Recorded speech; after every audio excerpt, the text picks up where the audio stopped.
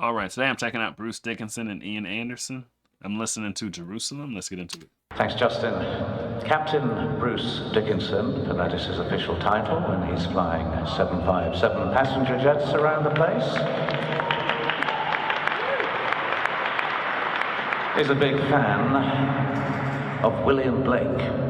And, well, you talk to him about it. You do the William Blake. It's a little bit high, but he's a big chap there, Justin. There you go. I'm not as tall as William Blake.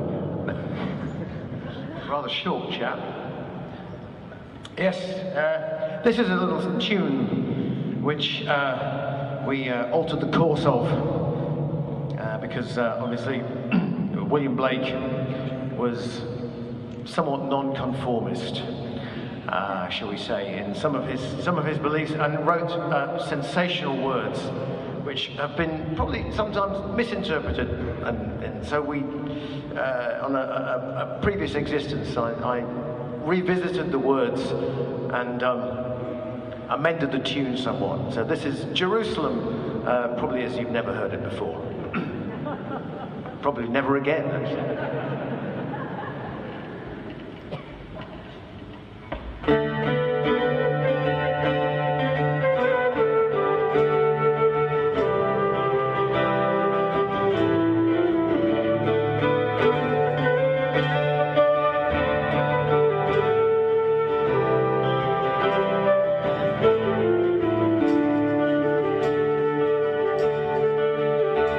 And in those feet in ancient times walk upon England's mountains green was the holy Lamb of God on England's pleasant pastures seen.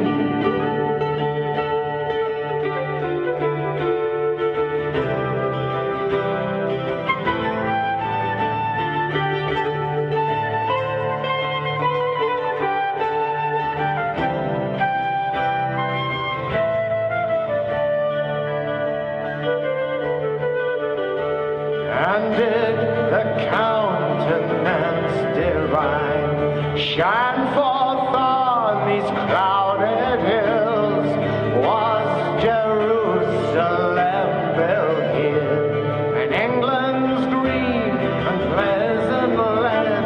Let it rain, let it rain, wash the scales from my eyes. Let it rain, let it rain, let me see again.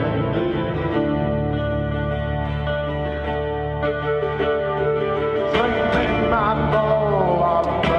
Okay, guys, what?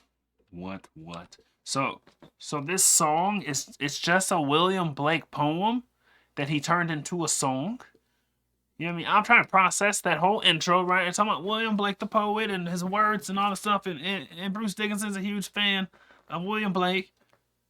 And so he just took a poem and turned it into a song? Or this song is inspired by William Blake and maybe one of his famous poems or something like that, right? It's got to be one of the two. I don't know what it is. Even without that intro, I'd probably still be listening to this song kind of confused about what's going on.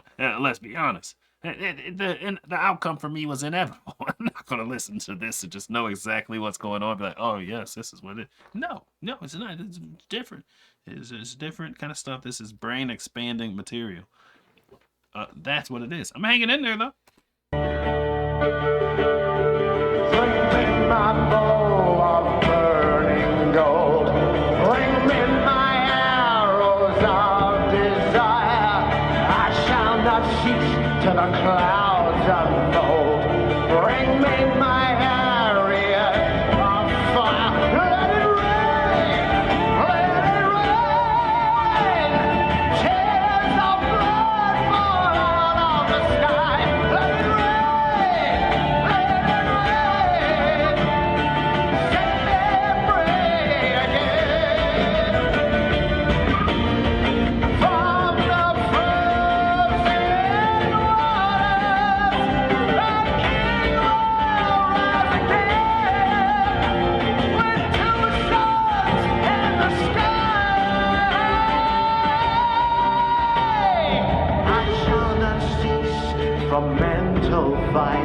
nor shall my sword sleep in my hand till we have built Jerusalem in England's green and pleasant land. Let it rain, tears of blood fall out of the sky. Let it rain, set me free again. See the gleaming spires of the citadel, a king and queen will dwell.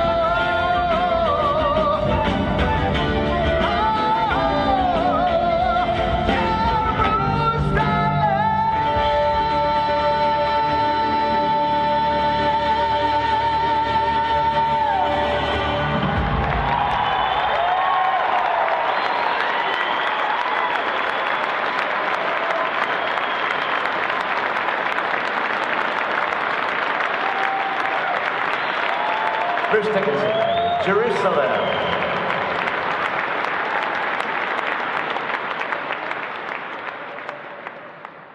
Hey, Bruce Dickinson was locked in. He was locked in. That man was in the zone doing what he loved. He was performing like he was in some massive venue, performing to tens of thousands of people, and that felt like a smaller venue. It smelled like a smaller, intimate venue, but he was let it rain. Let it rain. Like, you know what I'm saying? He's on.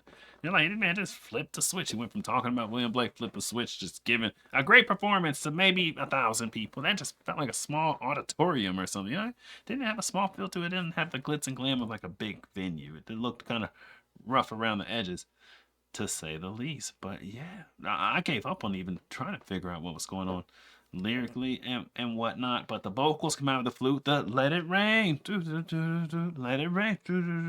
That's the best part. That's the best part right there. Those B Dicky. I don't know. Tell me, man, what do you know? What do you know? Me and my boys on the road. We to go. She told me, boy, you to go. Like, I don't know. But I don't know.